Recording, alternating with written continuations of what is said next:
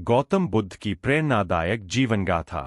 सैकड़ों वर्षों पहले भारत की पवित्र भूमि पर एक ऐसा व्यक्तित्व जन्मा जिसने न केवल भारत बल्कि पूरे विश्व को सत्य, अहिंसा और करुणा का संदेश दिया। वह व्यक्तित्व थे गौतम बुद्ध।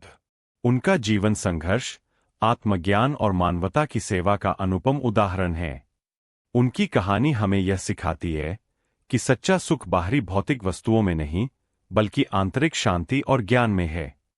आइए उनके जीवन की इस प्रेरणादायक यात्रा को विस्तार से जानते हैं। गौतम बुद्ध का जन्म 563 ईसा पूर्व में नेपाल के लुम्बिनी वन में हुआ था। उनका असली नाम सिद्धार्थ गौतम था।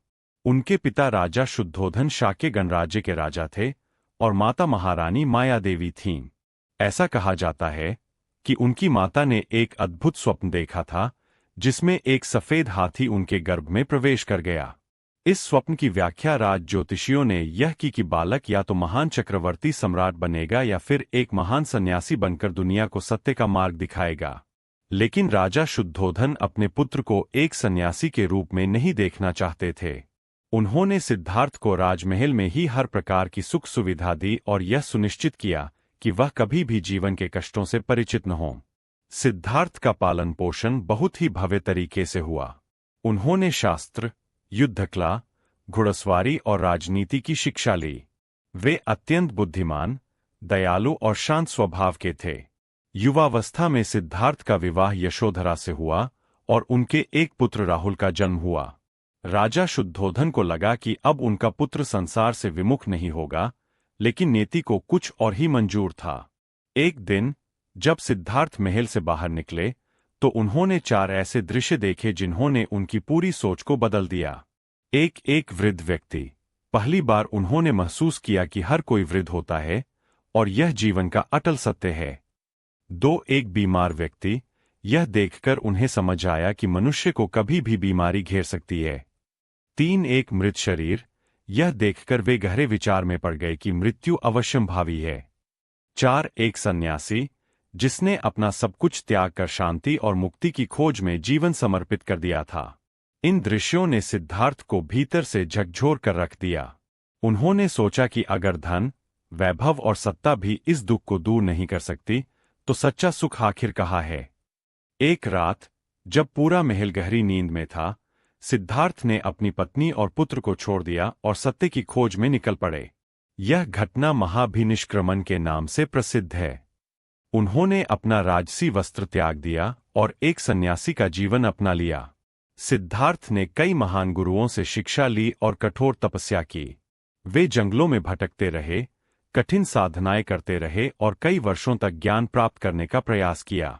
उन्होंने 6 वर्षों तक घोर तपस्या की, लेकिन उन्हें अब भी आत्मज्ञान की प्राप्ति नहीं हुई। उन्होंने समझा कि अत्यधिक कठोर तपस्या भी ज्ञान प्राप्त करने का सही तरीका नहीं है।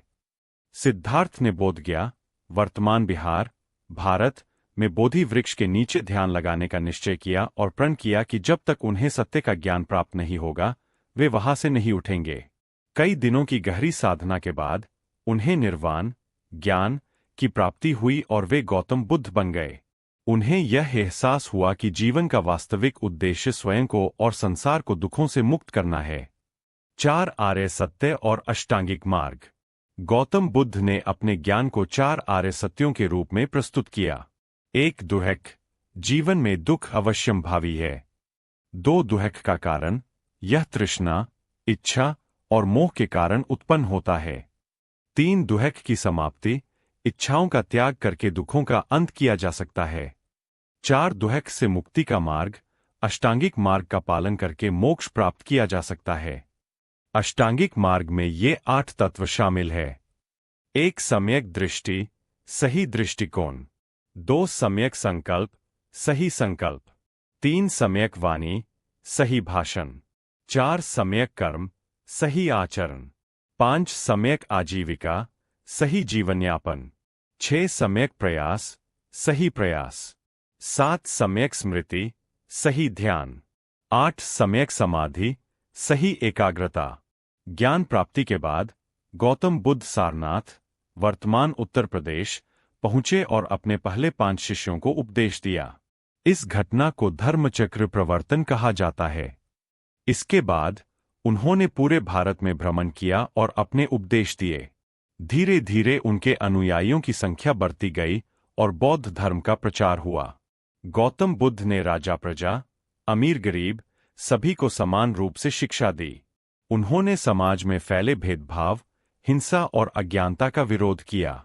उनके शिष्य आनंद, महाकश्यप, उपाली और अंगुलिमाल जैसे लोग उनके संदेश को आगे बढ़ाने में सहायक बने। गौतम बुद्ध ने 80 वर्ष की आयु में कुशीनगर, वर्तमान उत्तर प्रदेश, में महापरिनिर्वाण प्राप्त किया। उन्होंने अपना अंतिम संदेश दिया, सभी वस्तुएं नश्वर है, अपने उद्धार के लिए स्वयं प्रयास करो। बुद्ध के इस संदेश ने दुनिया को यह सिखाया कि आत्मनिर्भरता और करुणा के साथ जीवन जीने से ही वास्तविक सुख प्राप्त हो सकता है।